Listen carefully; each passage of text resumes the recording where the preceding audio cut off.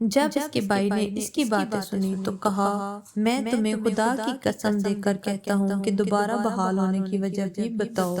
اس پر اس نے جو کچھ دیکھا سب کہہ دیا۔ شہریار نے اپنے بھائی شاہ زمان سے کہا کہ میں یہ ماجرا اپنی آنکھ سے دیکھنا چاہتا ہوں۔ شاہ زمان نے کہا، اچھا، آپ یہ ظاہر کیجئے کہ آپ شکار کے لیے جا رہے ہیں اور میرے مکان میں چھپ جائیے، اس طرح سے آپ سب کچھ اپنی آنکھ سے دیکھ لیں گے۔ بادشاہ نے فوراً کوچ بول دیا اور خیمے اور لشکر شہر کے باہر نکل آئے اور بادشاہ بھی باہر آ گیا اور خیمے کے اندر جا بیٹھا اور اپنے نوکروں سے کہا کہ میرے بھائی کے پاس کوئی نہ آئے۔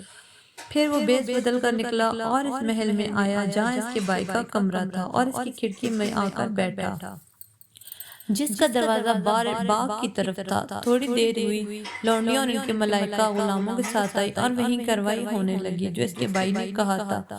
یہ باتیں عصر کے وقت تک ہوتی رہیں۔ جب شہریار بادشاہ نے یہ ماجرا دیکھا تو اس کے ہاتھ کے طوطے اڑ گئے اور اس نے اپنے بھائی شاہ زمان سے کہا کہ چلو ہم اس طرح بیٹھے ہیں، اٹھ کھڑے ہوں، ملک اور دولت کی کیا پرواہ، چلو دیکھیں کہ دنیا میں کوئی اور بھی ہے جس کے ساتھ ایسا واقعہ پیش آیا ہو، ورنہ ایسے جینے سے تو مرنا بہتر ہے۔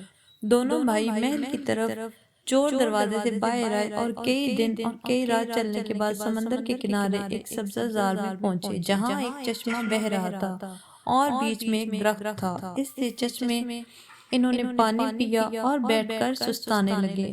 جب ایک پہر دن گزر چکا تو کیا دیکھتے ہیں کہ سمندر میں تلاطم اٹھا اور اس میں سے ایک سیاہ ستون سا اوپر کی طرف بڑھا۔ جب انہوں نے یہ دیکھا کہ دونوں بھائی ڈر کے مارے درخت کے اوپر چڑھ گئے ہیں جو بہت اونچا تھا اور دیکھنے لگا کہ اب کیا ہوتا ہے، وہ کیا دیکھتے ہیں کہ ایک لمبا چوڑا بڑی اور چپٹی کھوپڑی والا دیو سر پر ایک صندوق لیے خشکی میں آ نکلا اور اسی درخت کے پاس آ پہنچا جس پر یہ دونوں بیٹھے ہوئے تھے۔